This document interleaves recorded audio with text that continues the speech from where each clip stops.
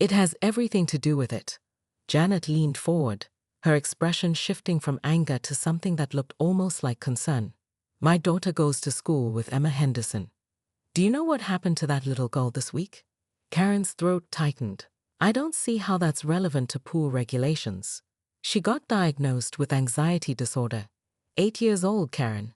8? She's been having panic attacks because she's worried about disappointing people, about breaking rules she doesn't understand. The room went silent, except for the aggressive hum of the air conditioning. Karen felt something crack inside her chest. Not her resolve, but something deeper. The careful wall she'd built around her heart since Richard left with his dental hygienist and took Melissa to California. We're suspending your enforcement privileges, Tom said quietly.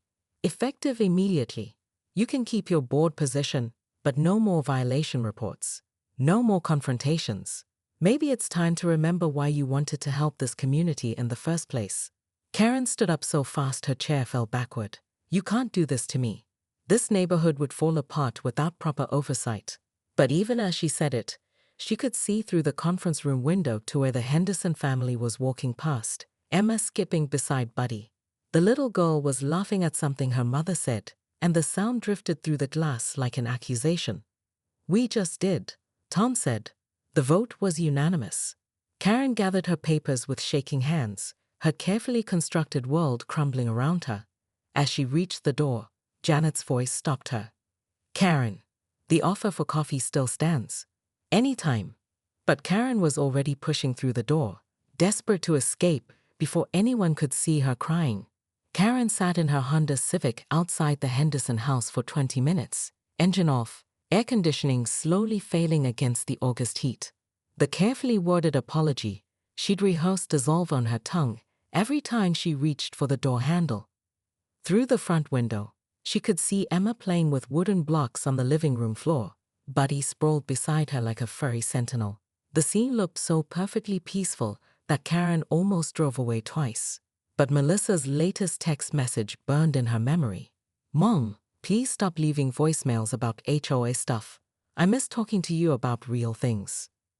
Real things. When had Karen forgotten what those were? She finally knocked at 6:47 p.m., just as Sarah Henderson was calling Emma for dinner. Sarah's expression shifted from surprise to weariness when she opened the door. Mrs. Whitfield, is there another violation? No, Karen said quickly, then realized she was still clutching her clipboard. She set it down on the porch with exaggerated care. I wanted to apologize. To Emma, and to you. Sarah studied her for a long moment, then stepped back. Emma, someone's here to see you. The little girl appeared, Buddy at her heels, eyes wide with uncertainty. Karen knelt down to Emma's eye level, something she hadn't done with a child since Melissa was small. Emma, I owe you an apology, she said softly. I was mean to you and Buddy at the pool, and that wasn't fair. Sometimes grown-ups get so worried about rules that they forget about kindness. Emma tilted her head. Are you in trouble with the rule people? Despite everything, Karen found herself smiling. Yes, sweetheart, I think I am. Is that why you look sad? The question was so direct, so innocent, that Karen's carefully prepared speech evaporated. I am sad, she admitted. I've been sad for a long time, and I think I've been making other people sad too. Emma nodded sagely. Mom says when I'm sad, I should talk about it instead of being mean. Your mom is very smart. Sarah cleared her throat. Would you like to stay for dinner? It's nothing fancy, just spaghetti. Karen's first instinct was to decline. She had violation reports to review, community guidelines to update.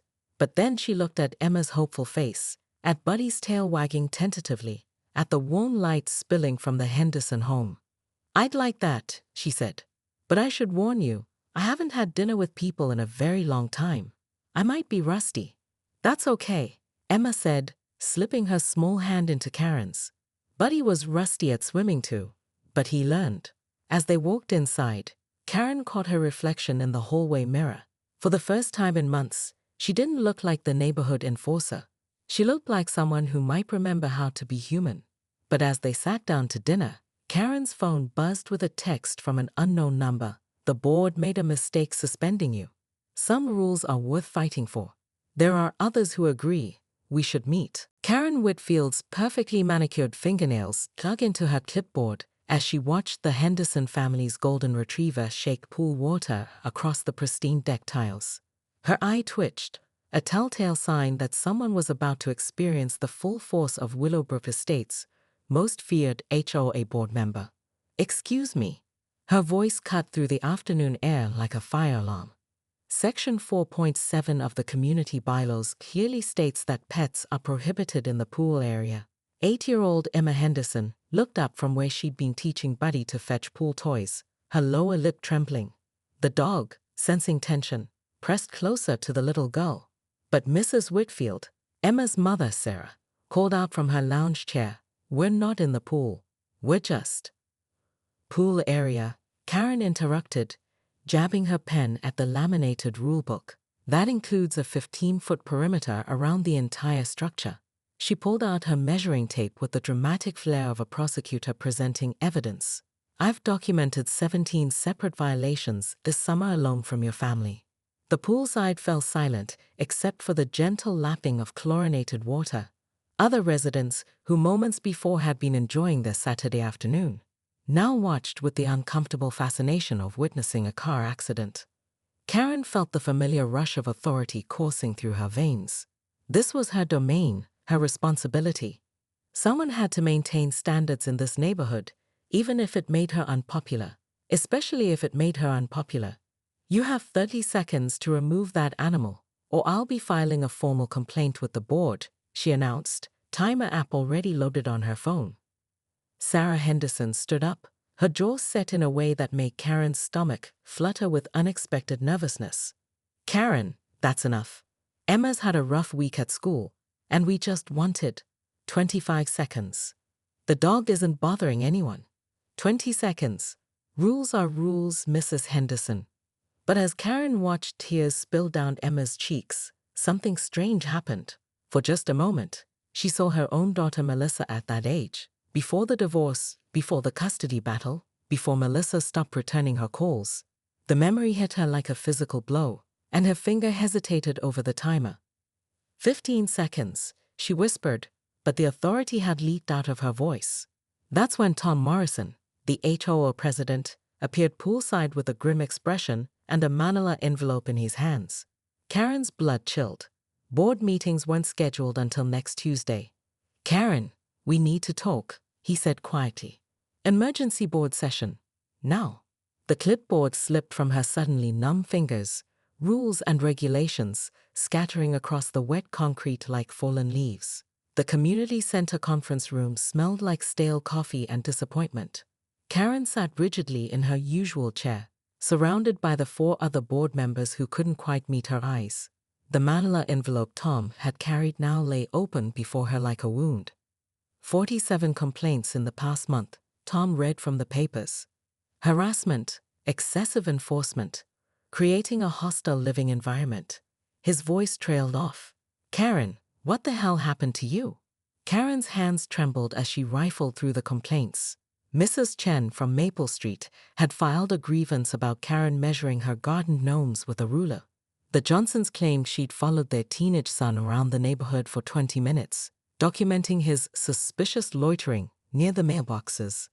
"I was doing my job," she said, but the words sounded hollow even to her own ears. "Your job is community liaison, not community dictator," board member Janet Phillips snapped. "Do you know 3 families have put their houses on the markets specifically because of you?" The accusation hit Karen like a slap. She'd worked so hard to protect property values, to maintain the standards that made Willowbrook Estates the premier neighborhood in the county. How could they not see that? "Someone has to enforce the rules," she insisted, her voice rising. "If we let one person slide, then everyone thinks they can." "Karen," Tom's voice was gentle but firm, "when's the last time you went home and just relaxed? Had dinner without checking violation reports?" The question caught her off guard. Home was just a place she stored her HOA files now, a shrine to organization and efficiency that echoed with the absence of laughter. Melissa's bedroom had been converted to a home office 2 years ago, shortly after their last fight. I don't understand what this has to do with.